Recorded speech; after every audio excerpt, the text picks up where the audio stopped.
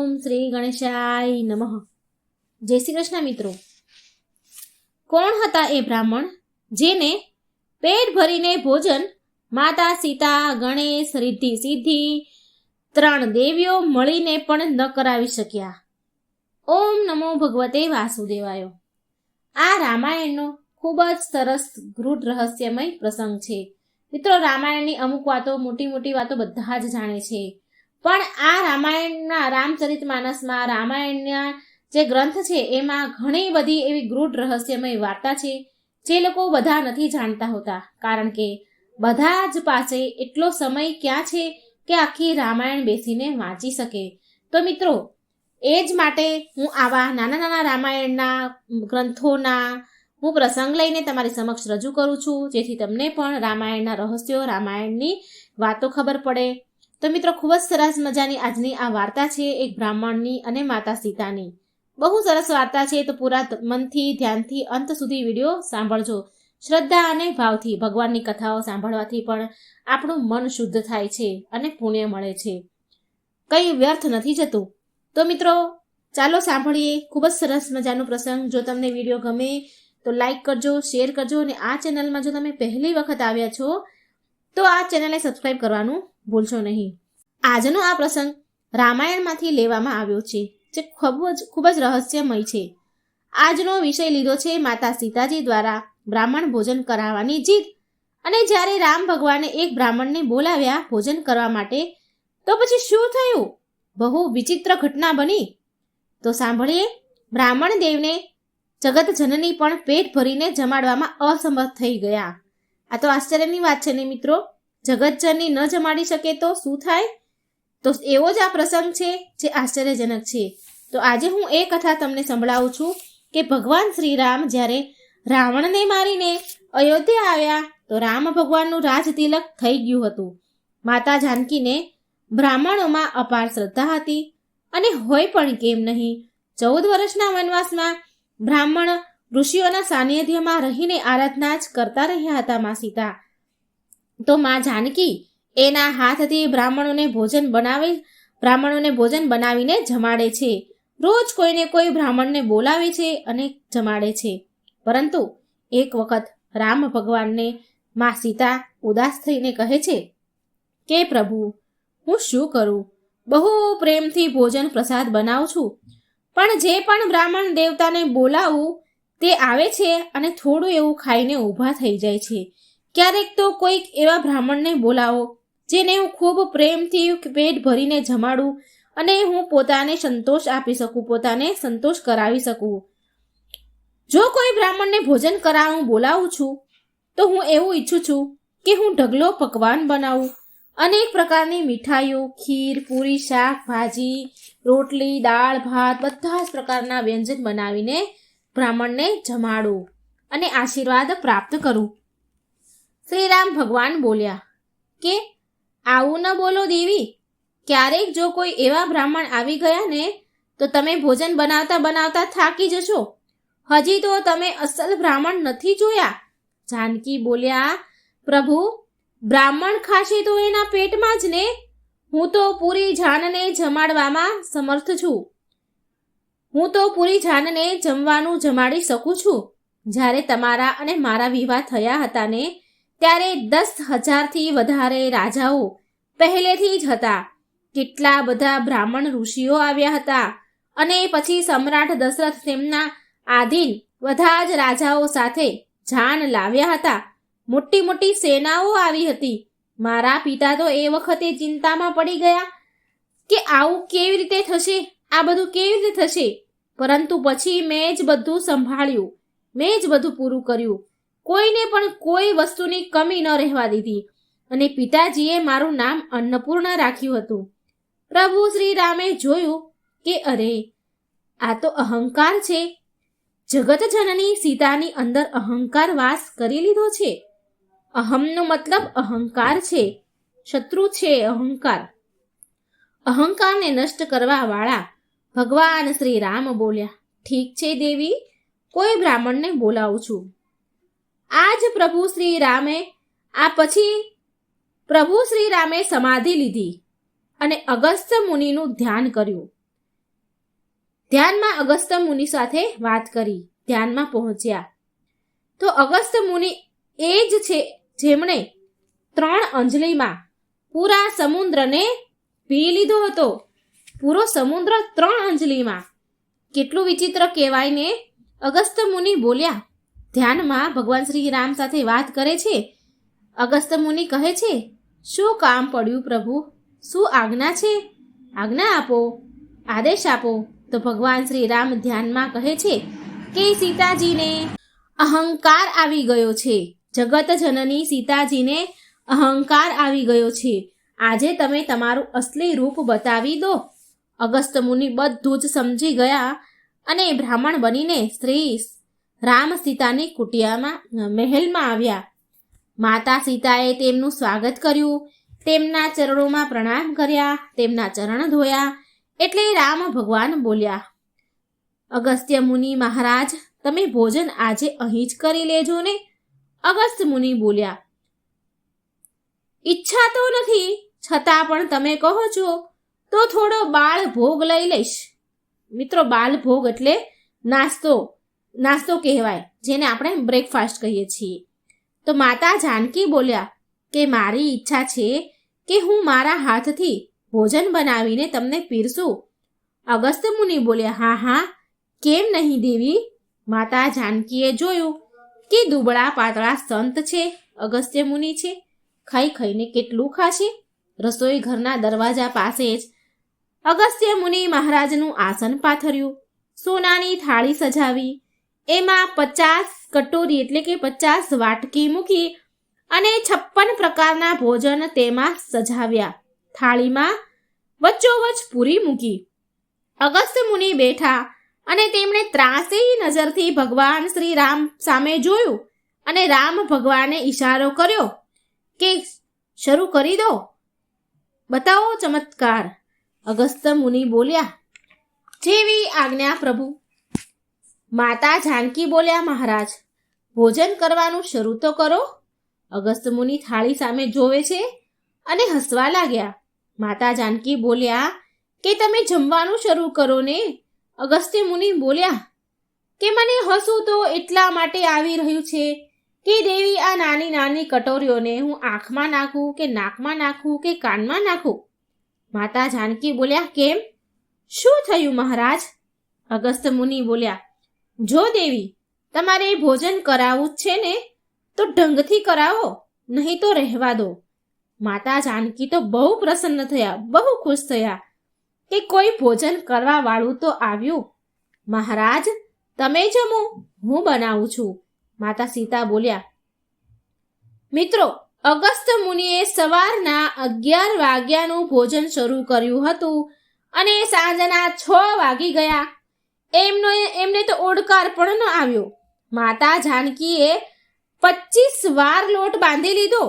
જ્યારે સંધ્યાનો સમય થયો તો માં જાનકી બોલ્યા અગસ્ત્ય મુનિને, શું હજી ભોજન જોઈએ છે? તો અગસ્ત્ય મુનિ બોલ્યા કે અરે, હજી તો મેં શરૂઆત પણ નથી કરી બરાબર જમવાની. અત્યાર સુધી પૂછવા લાગ્યા દેવી. પછી પૂછે છે દેવી કે જાનકી માતા બોલ્યા, એવી વાત નથી બાબા, કોઈ વાંધો નહીં, તમે પ્રેમથી ભોજન કરો, હું હમણાં જ આવું છું. અગસ્ત્ય મુનિ બોલે છે કે મેં તો હજી બરાબર ખાવાનું પણ શરૂ નથી કર્યું અને તમે પૂછવા લાગ્યા. માતા જાનકી ફરી પાછા રસોઈમાં જાય છે. માતા જાનકીએ શ્રી ગણેશની બંને પત્નીઓ રિદ્ધિ અને સિદ્ધિનું આહ્વાન કર્યું. બંને દેવી હાજર થયા અને બોલ્યા કે આજ્ઞા કરો માતા સીતા. માતા જાનકી બોલ્યા કે જુઓ મહારાજ, અગસ્ત્ય મુનિ ભોજન કરી રહ્યા છે. કંઈ પણ થઈ જાય તે ભૂખ્યા ન ઊભા થવા જોઈએ. બધા જ ભંડાર ખોલી નાખો, પણ મહાત્મા ભૂખ્યા ન રહેવા જોઈએ. અને હવે જ્યાં રિદ્ધિ સિદ્ધિ હોય તો ત્યાં કઈ વાતની કમી હોય? તો રિદ્ધિ સિદ્ધિ પૂરીઓ બનાવીને મહારાજને પીરસતા જાય છે અને મહારાજ પ્રેમથી ભોજન કરતા જાય છે. તો રિદ્ધિ સિદ્ધિ પૂરીઓ બનાવીને મહારાજને આપે છે. 3 દિવસ અને 3 રાત થઈ ગઈ. હજી અગસ્ત્ય મુનિનું અખંડ ભોજન ચાલુ રહ્યું. રિદ્ધિ સિદ્ધિ પણ હેરાન થઈ ગયા. તો માતા જાનકીએ ગણપતિજીનું આહ્વાન કર્યું ગણપતિજી હલવાઈ રસોઈયો બનીને આવી ગયા અને બોલ્યા કે હું જોઉં છું કે અગસ્ત્ય મુનિ ઋષિ મુનિનું પેટ કેમ નથી ભરાતું? શું એ મારા કરતાં પણ વધારે ફાંદવાળા છે? પણ આ ક્યાં પાર પડવાનું હતું આ બધું? હજી તો હવે ગણપતિજી પણ હેરાન થઈ ગયા. પછી તો નવનિધિઓને બોલાવવામાં આવી. રિદ્ધિ સિદ્ધિ નવનિધિ મળીને પૂરી વણી રહી છે અને ગણપતિજી જારીમાં પૂરી કાઢીને અગસ્ત્ય મુનિને પીરસી રહ્યા છે. અને અગસ્ત્ય મુનિ મુખમાં તો મૂકતા જ જાય છે. 15 દિવસ અને 15 રાત પૂરી થઈ. રોકાયા વગર જ ભોજન ચાલી રહ્યું છે અગસ્ત્ય મુનિનું. સીતાજી અગસ્ત્ય મુનિ પાસે આવ્યા અને સોનાની થાળી હટાવી અને મોટો એવો ત્રાસ, જેને આપણે પરાત કહીએ છીએ, એ મૂકી. પરંતુ અગસ્ત્ય મુનિ તો ભોજન જમ્યા જ કરે છે, ખાતા જ જાય છે. એક મોટી ધનની રોટલી, બહુ મોટી રોટલી પૂરી એક કોળિયામાં ખાઈ જતા. ખાતા જ જાય છે. 16મો દિવસ પણ પૂરો થયો. અગસ્ત્ય મુનિના ચહેરા પર હજી તો કોઈ ફરક જ નથી. એમને તો ઓડકાર પણ હજી નથી આવતો. એ તો ધીરે ધીરે એનું ભોજન કરવામાં વ્યસ્ત છે. માતા જાનકીએ ત્રિદેવીઓને યાદ કર્યા. માતા સાવિત્રી, લક્ષ્મી અને પાર્વતી મદદ કરવા આવ્યા. માનવીઓ બધાઓ સેવામાં લાગેલા હતા, જેમાં દેરાણી માંડવી, ઉર્મિલા, શ્રુતકીર્તિ, સાથે મહેલના બધા દાસ દાસીઓ, પાડોશણની સ્ત્રીઓ પણ કામમાં લાગેલી હતી. હવે તો ત્રિદેવીઓ પણ થાકી ગઈ, કામે લાગી ગઈ અને જમાડતા બનાવતા ત્રિદેવીઓ પણ ફેલ થઈ ગઈ.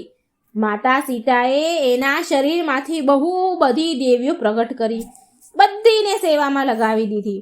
મહેલનો ભંડાર ખતમ થવા આવ્યો હતો, પણ અગસ્ત્ય મુનિ તો હજી ઓડકાર પણ નહોતો ખાઈ રહ્યા.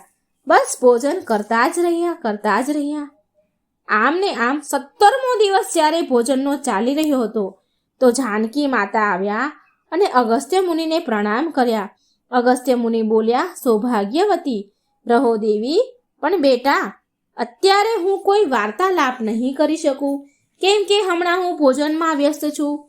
વાતો પછી કરીશ. માતા સીતા બોલ્યા કે હું કોઈ વાર્તાલાપ કરવા નથી આવી મહારાજ. હું તો એટલું કહેવા આવી છું કે અડધું ભોજન થઈ જાય તો પાણી પણ પી લેવું જોઈએ. અગસ્ત્ય મુનિ બોલ્યા, ચિંતા ના કર બેટા, જ્યારે મારું અડધું ભોજન થઈ જશે ને તો હું પાણી પી લઈશ. માતા જાનકી બોલ્યા, હે ભગવાન, આવા કેવા મહાત્મા છે, હજી તો એમનું અડધું ભોજન પણ નથી થયું. અગસ્ત્ય મુનિનો ભોગ ચાલી રહ્યો છે. 17મો દિવસ સંધ્યાકાળનો થયો. સંધ્યાકાળ થઈ. ભગવાન શ્રી રામ આવ્યા તો ભગવાન રામે જોયું કે માતા જાનકી બહુ ચિંતામાં છે, ગણપતિજી પણ ચિંતામાં છે, રિદ્ધિ સિદ્ધિ નવનિધિઓ પણ ચિંતામાં છે, 3 દેવીઓ પણ હવે હારી ગઈ છે. બધા જ હારી ગયા, બધા જ ફેલ થઈ ચૂક્યા છે. રામ ભગવાને કહ્યું, કેમ દેવી સીતા, મહાત્મા મુનિનું ભોજન બરાબર તો ચાલી રહ્યું છે ને? તો માતા જાનકી બોલ્યા કે સાંભળો પ્રભુ, હવે આવા બ્રાહ્મણને ફરી ક્યારે મહેલ જમવા બોલાવશો નહીં. શું આ કોઈ વાત છે? 18 દિવસ પૂરા થયા, હજી તો કહે છે કે અડધું પણ ભોજન નથી થયું. રામ ભગવાન માતા સીતાને કહે છે કે તમે રોજ કહેતા હતા ને કે હવે કોઈ સારા એવા બ્રાહ્મણને ભોજન કરવા બોલાવો, બ્રાહ્મણ દેવતાને ભોજન માટે બોલાવો. સીતાજી બોલ્યા કે હવે આગળ પછી પ્રભુ ક્યારેય ભૂલથી પણ નહીં કહું. પ્રભુ, મારી ભૂલ થઈ ગઈ, એવી કૃપા કરો કે આ બ્રાહ્મણ આપણા દ્વારથી ભૂખ્યા ન જાય. ભગવાન રામ રસોઈ ઘરના દ્વાર પર ગયા. અગસ્ત્ય મુનિ ભોજન કરી રહ્યા હતા. અગસ્ત્ય મુનિએ ભોજન કરતા ત્રાસી નજરે ભગવાન શ્રી રામ સામે જોયું અને ઈશારો કરીને પૂછ્યું કે હવે બસ કરું પ્રભુ, કે હજી વધારે આગળ ભોજન કરું? ભગવાન બોલ્યા, બસ રહેવા દો અગસ્ત્ય મુનિ, બસ રહેવા દો પ્રભુ. રામ ભગવાનના ઈશારાથી જ બધું કામ થઈ રહ્યું હતું. 18મા દિવસે સાંજે અગસ્ત્ય મુનિને ઓડકાર આવ્યો અને બોલ્યા, પાણી લાવો દેવી, હવે અડધું ભોજન થઈ ગયું છે. ભગવાન રામ બોલ્યા, દેવી, મહારાજ માટે પાણી લાવો. હવે માતા સીતા જાનકી સમજી ગયા હતા કે અગસ્ત્ય મુનિને તો અગસ્ત્ય મુનિને બોલ્યા. માતા સીતા કહે છે કે મહારાજ, તમે પીવો ને એટલા જળની વ્યવસ્થા અમારી પાસે નથી. આટલું પાણી ક્યાંથી લાવીશ? 2-4 ઘડાથી તો તમારે કામ ચાલશે નહીં. તો અગસ્ત્ય મુનિ બોલ્યા કે પાણી પીવું છું તો પછી ઢંગથી જ પીવું ને, રોજ રોજ તો પીતો નથી. 2-4 યુગમાં 1 વાર પાણી પીવું છું. ભગવાન રામ બોલ્યા, મહારાજ, પાણીની વ્યવસ્થા નહીં થઈ શકે. તમે એક કામ કરો, તમે તો યોગી છો, કેટલાય દિવસો સુધી ભૂખ તરસને રોકી શકો છો. તો આ યુગમાં ભોજન કરી લીધું ને તો બીજા યુગમાં પાણી પી લેજો. આગળ જે દ્વાપર યુગ આવશે, જ્યારે દ્વાપર યુગમાં હું કૃષ્ણ અવતાર લઈશ, ત્યારે એ સમયે હું ગિરિરાજ પર્વતને ઉઠાવીશ. ક્રોધમાં આવીને ઇન્દ્ર જેટલો જળની વર્ષા કરશે, એ બધું જ જળ મથુરા વૃંદાવનમાં એ બધું જળ મગ્ન થઈ જાય. ત્યારે આ જ સીતાજી રાધાના રૂપમાં હશે અને જ્યારે એ તમારું આવાહન કરે ત્યારે તમે ત્યાં આવીને એ બધું જ જળને પી લેજો, તમારી તરસ મટાડી લેજો. અને આવી રીતે પ્રભુ શ્રી રામે સીતાજીના મદદ કરી. સીતાજીના દ્વારથી બ્રાહ્મણને ભૂખ્યા ન જવા દીધા. આમાં પ્રભુ શ્રી રામે માતા સીતાની મદદ કરી અને માતાની અંદર જે અહંકાર વસ્યો હતો એ દૂર થયો અને એ અહંકારથી માતા સીતાને અવગત કરાવ્યા.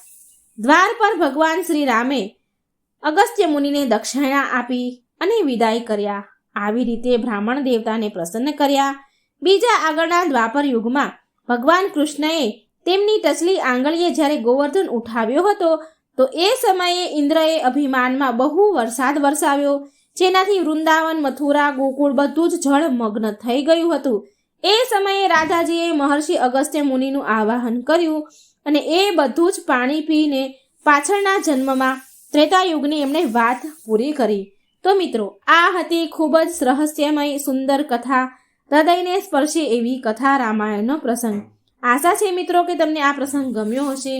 તો મિત્રો કમેન્ટ બોક્સમાં જરૂર જણાવજો કે તમને મારી આ કથાઓ કેવી લાગે છે, જેથી મને પણ પ્રોત્સાહન મળે અને આગળ નવા વિડીયો તમારા સુધી પહોંચાડું. જય શ્રી કૃષ્ણ, રાધે રાધે, થેન્ક યુ, જય શ્રી રામ.